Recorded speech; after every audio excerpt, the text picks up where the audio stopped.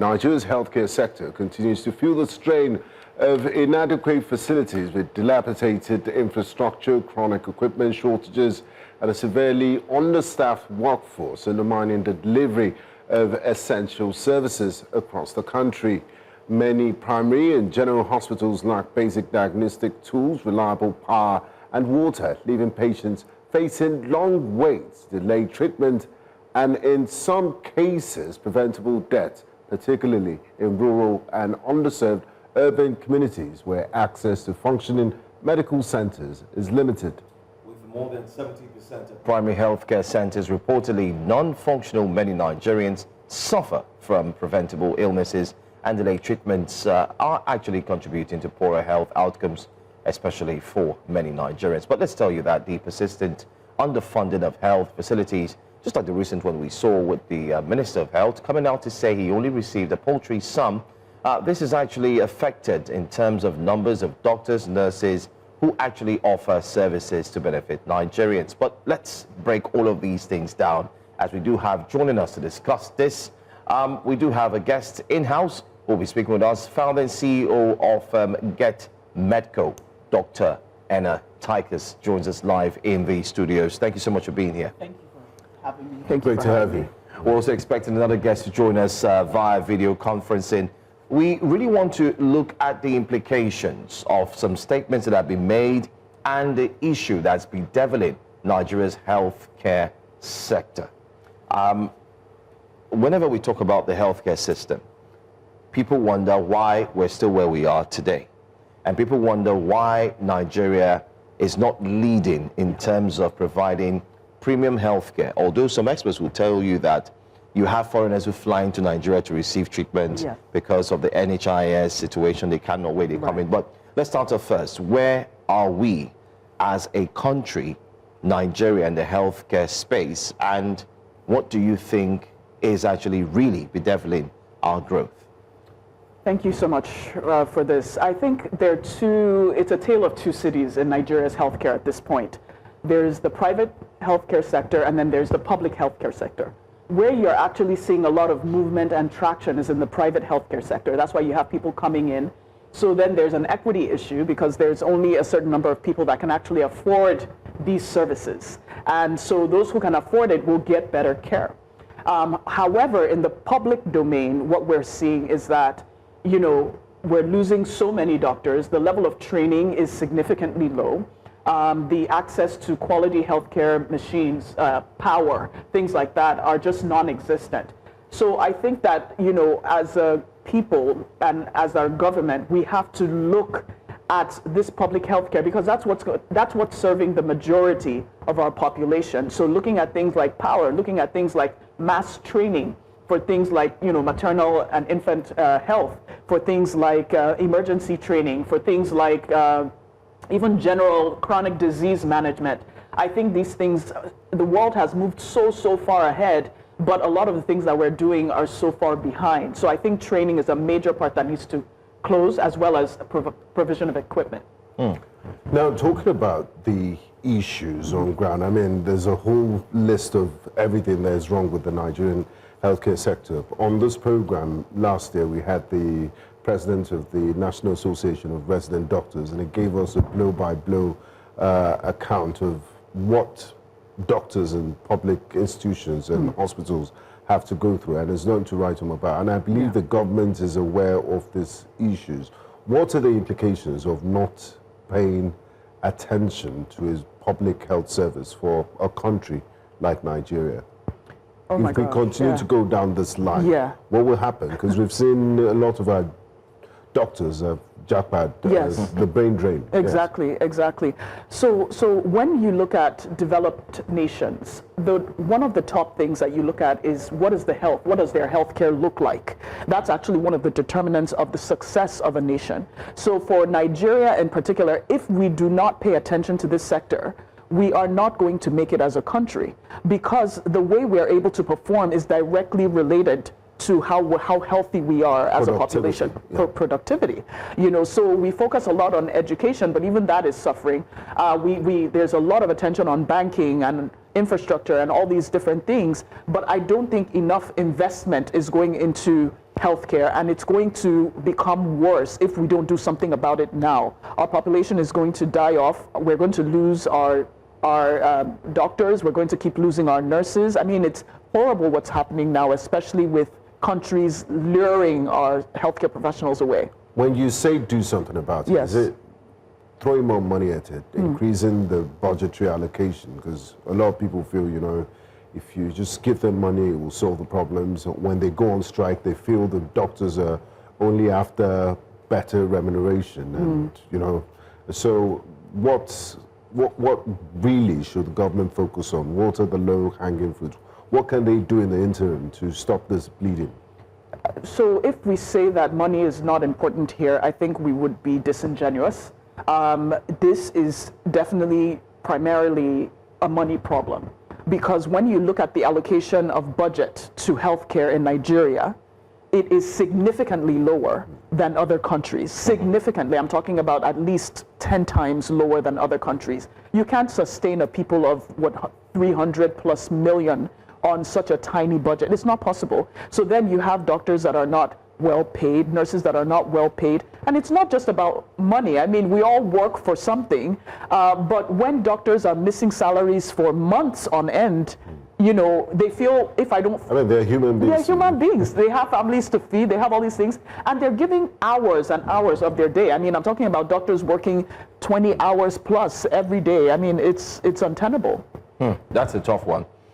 Since you mentioned budgeting and so on, especially Yes. for the healthcare sector, which is very poor relatively, I'm trying to do a math here. Let's look at the recent budget. Just recently, the coordinating Minister of Health, Professor Mohammed Pate, had appeared before the Senate committee to present what is well known as, to defend, you know, his budget. And we're being told, one, that the budget amounts to 218 billion naira. That's the capital budget that's been appropriated for the Ministry of Health.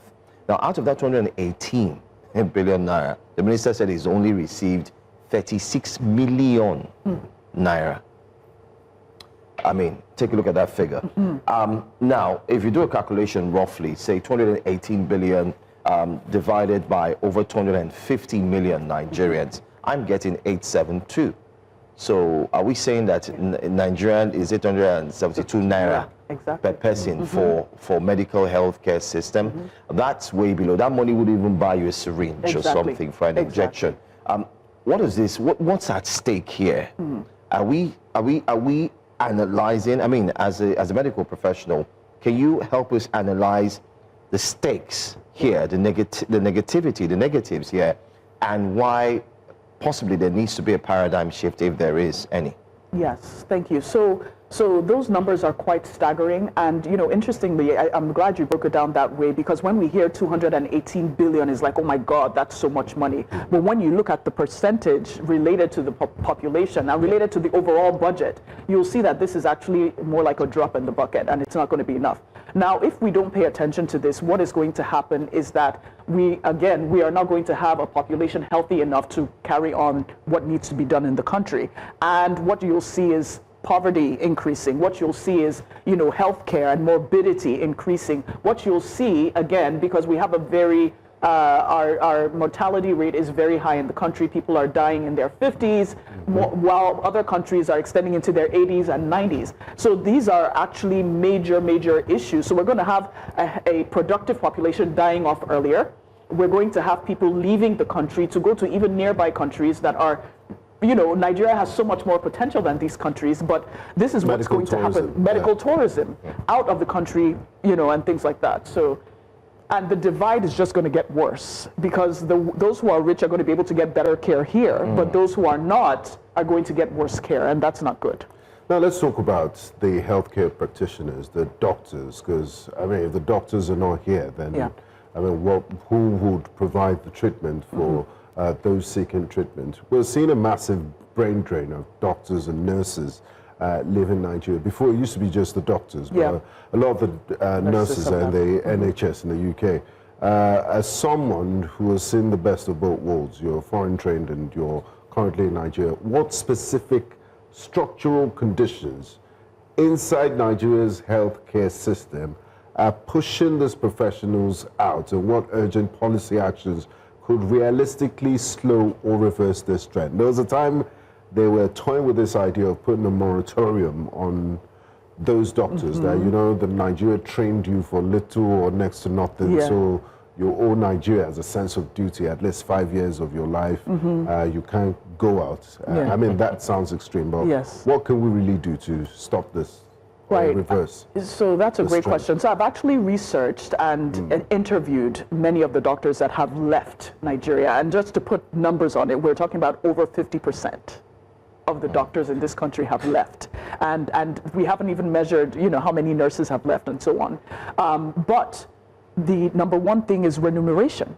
So we look at what do Nigerian doctors make compared to people abroad, right? And then number two is infrastructure, the equipment, the ability to actually carry out your job. And, you know, people coming in and it's like, oh, but we don't have oxygen for you. We don't have blood for you. We don't have, these are basic life-saving things that it's like, I'm powerless without these things. So those were the two top things that were cited as the reasons why they left. People were actually even willing to say, well, if you even just pay us more regularly, you know, if you at least increase our salary to a certain point. But it's unspeakable, actually, when you compare what is being offered in a country like England compared to Nigeria. And I think, you know, nobody is saying pay us what you pay in England because the, you know, cost of living is significantly different. But I do think that there has to be an appreciation for this important profession. I'd like us to look at one key aspect, which is maturity of promises and pacts.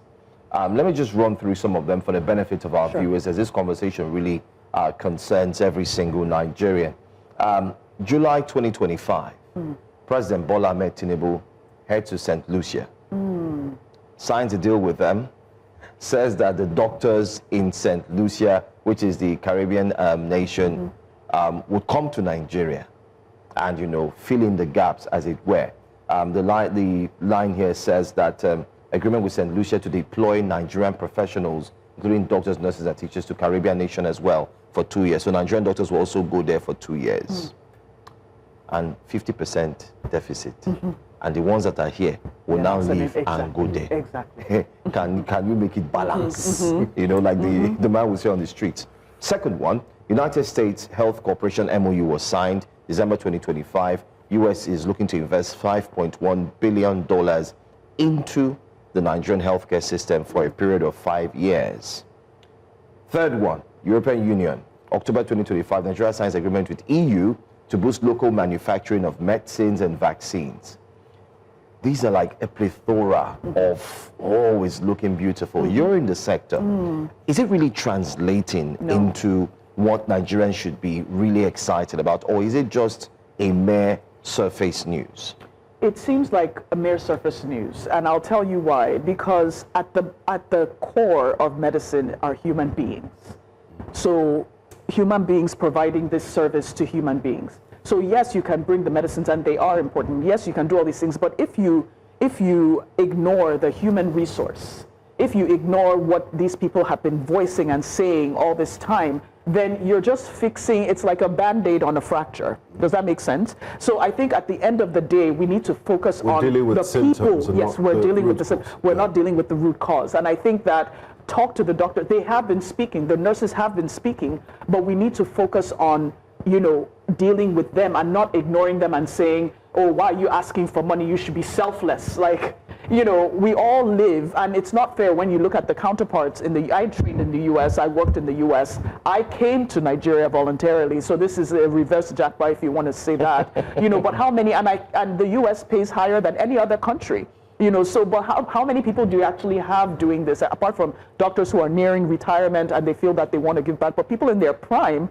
like people like me, my age, you know, nobody wants to give up that lifestyle to say, let's come back. So the onus is on the government to say, how do we keep the people that we have here? How can we incentivize? How can we compensate so that we don't lose more and more? And we're not the only people that have lost people. Other countries have faced this. But they said, okay, we're going to listen to you, we're going to invest, and people ended up staying.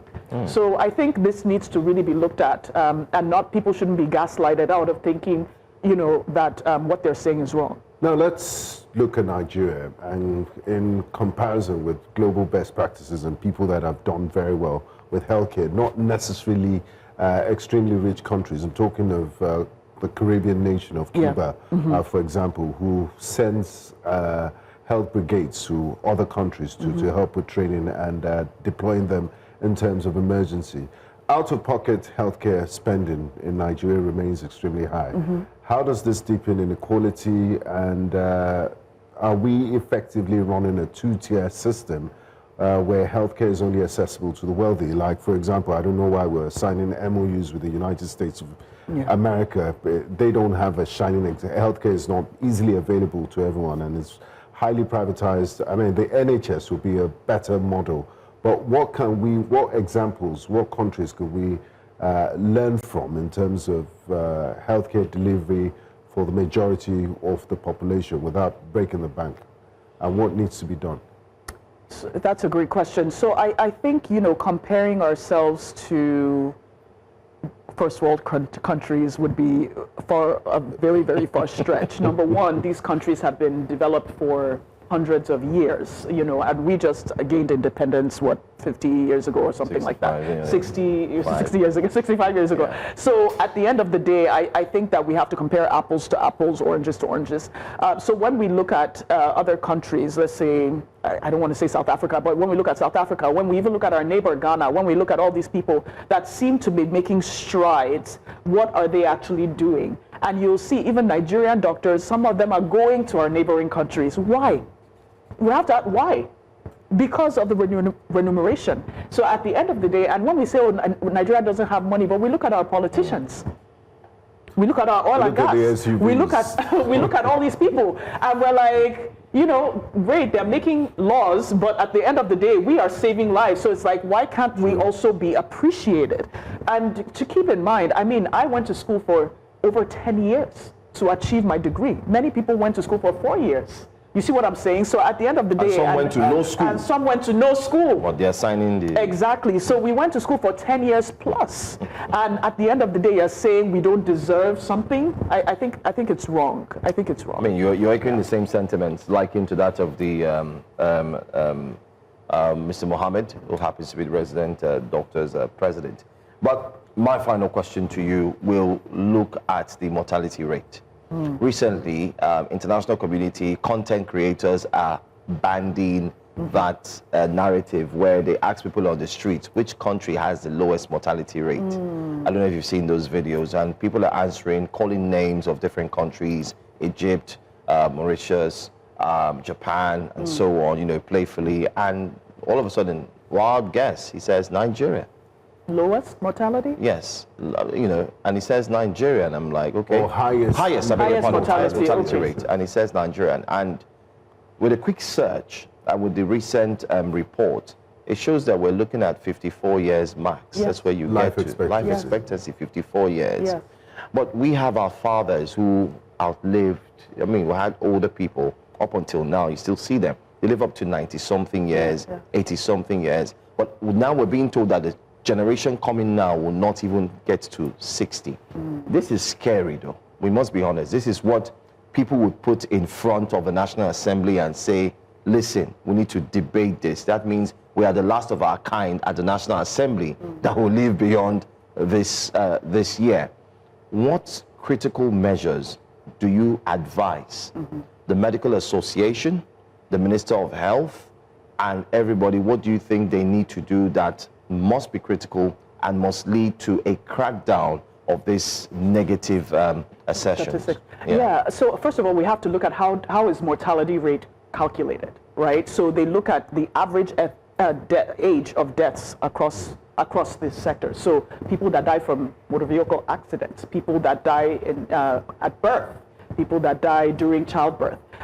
So all these things are put together. And it doesn't mean that nobody will live through 54. It just means that on average. This is how long people will live when you consider all the factors. So that is a very, very negative statistic, especially where in the world we're seeing countries actually lengthening their, life expectancy as opposed to reversing, but we seem to be going in the back. And I think obviously there are many, many factors with this, but we need to focus on what are the things that are contributing. Infant mortality rate is too high. We actually have the highest in the world. Maternity mortality rate, we have the highest in the world. I mean, when you look at this, like, why? For a country as brilliant and as forward-thinking as we are, why should we have this? So I think that at the end of the day, what we need to do is when we see the problem, it looks so gigantic. But there are little steps that we can make. We can create a 5-year plan and say, in year 1, this is what we're going to focus on, and that's where the money is going to go. Making tiny steps like this towards a huge problem will go a very, very long way, and that would be my suggestion. I've come up with several indices and several things that can be done regarding training, number 1, because our training is actually a problem. So that's what's happening now that our physicians are going to the UK and so on. We're seeing huge gaps, where people are like, oh my God, I was never taught this, and I never knew this, and things like that. So I think that we need to focus on that, because that directly affects the quality of care that our patients are receiving as well. Now, finally, Dr. Taishes, if you had the President's, still a follow-up to the last question, if you had the President's full attention for just 5 minutes, what 3 immediate practical actions would you recommend to begin fixing Nigeria's healthcare system? And how quickly could Nigerians realistically expect to see results?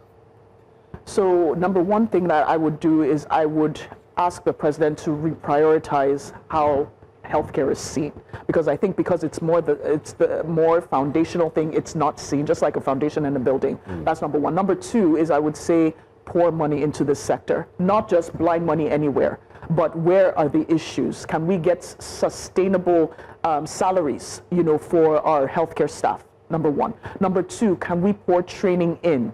Money into training. People, if you're bringing people from St. Lucia, maybe you should bring them to train as opposed to this exchange that was being proposed. And then finally, I would also recommend that basic life-saving equipment should be provided in every single... What are examples of those? Oxygen. People blood have died banks, out of oxygen. Electricity. Power. I mean, power. Just if we had power, because you talk about vaccines, people were you carrying talk about these generators. things. MRI machines.